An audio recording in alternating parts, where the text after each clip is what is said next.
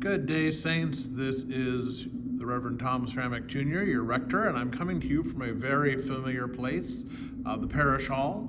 And it's familiar because, of course, we gather here for all of our coffee hours and all other events of the congregation, social events of the congregation. And I'm coming to you from here for a couple reasons. One is it's raining hard outside right now, and I wasn't excited about filming from an outside location.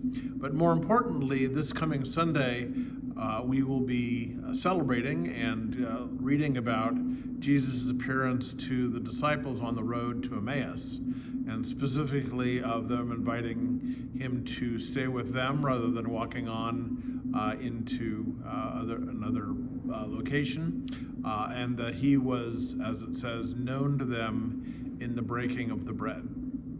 And we think, of course, when we talk about Jesus and the breaking of bread, we think of Eucharist as that. But it doesn't say that it was Eucharist, and it probably wasn't Eucharist, or it certainly wasn't even Passover, because, of course, Jesus had celebrated the Passover the previous week, Holy Week.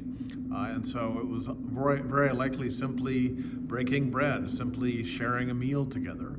And Jesus became known to them, known to those two disciples in the context of sharing that meal together. And so we as Christians not only believe that the Eucharist is sacred, but also I think to somewhat of even a lesser extent, or maybe to the same extent, we also believe that breaking bread together, that being sharing a meal together, is something that is very basic and very key to who we are as people. So in many ways, our social events are as important as our liturgical events, as it were. This coming Sunday, we will, of course, gather for coffee hour, but then the following Sunday, we will gather as a church for what we're calling a congregational meeting and potluck. We'll do this on the fifth Sunday of every month, so 4 or 5 times a year. And we're doing this for a couple reasons as well. We're, first of all, just to get together and share a meal together rather than just grab a cup of coffee and have a few minutes of conversation and then zip off. But also wanted to just update you on the status of All Saints, where we are financially, where we are vocationally, where we are physically as a building or as a congregation, and just to let you know what was going on, what is going on, and what we hope will be going on in the future, and give you a chance to ask some questions and maybe make some suggestions or evaluate the rector's sermon, however you want to do that. So anyway, but that will happen a week from this coming Sunday, and we're looking forward to that. I'm looking forward to that. But I just wanted to let you reflect on the fact and invite you to reflect on the fact that any meal is an opportunity for fellowship with God and each other. It has been demonstrated that families that eat together regularly stay together and have fewer conflicts and fewer challenges.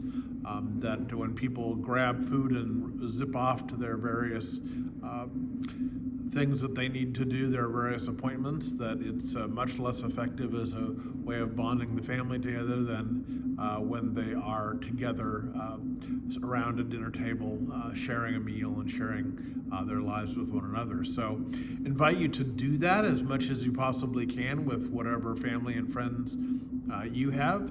Also invite you to continue to come to church regularly.